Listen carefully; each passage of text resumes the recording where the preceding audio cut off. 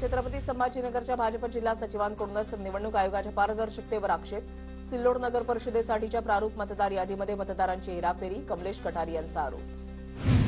लातूरमध्ये रेणापूरमध्ये पवारांच्या राष्ट्रवादीकडून मतदार यादीची होळी।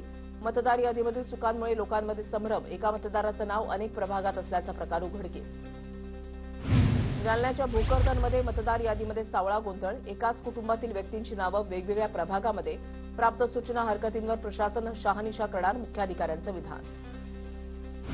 आमदार आदित्य ठाकरेंचं मुख्यमंत्री फडणवीसांना पत्र। सेस इमारतींच्या पुनर्विकासाच्या मुद्द्यावरून आदित्य ठाकरेंचं पत्र। जीर्ण इमारतींच्या पुनर्विकासासाठी वयाचा निकष ठेवावा, पत्रातून मागणी। मुंबईचा महापौर हा मराठीच होईल आणि मनसे यासाठी काम करेल, मनसेचे नेते अविनाश अभ्यंकर यांचं वक्तव्य।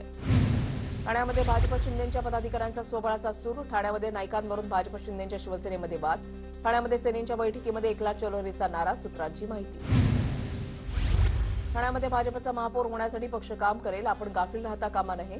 भाजप स्वबळावर लढण्याच्या चर्चांवर संजय केळकरांचं मोठं विधान। पालिका निवडणुकीमध्ये युती न झाल्यास स्वतंत्र लढणार, इतके वर्ष लढतो आणि सत्ताही आणतोय, आताही सत्ता आणू, नरेश मस्केंचं विधान।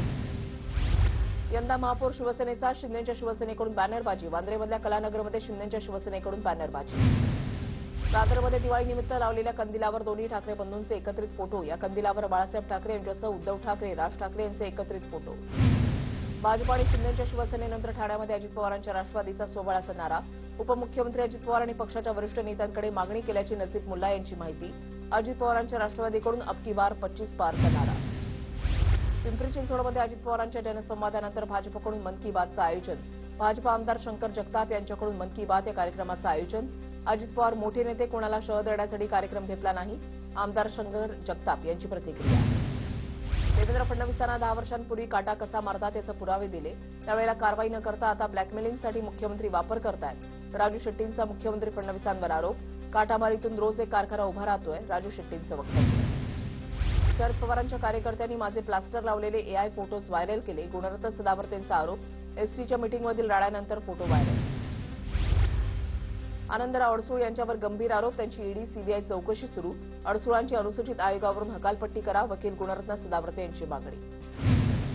काँग्रेस खासदार प्रणिती शिंदे यांच्या प्रतिमेला कमळाचं फूल देत भाजपचं आंदोलन। सोलापुरातील अतिवृष्टी सरकार निर्मित असल्याची टीका प्रणिती शिंदे यांनी केली होती, त्यानंतर सोलापूर भाजपच्या पदाधिकाऱ्यांनी आंदोलन केलं।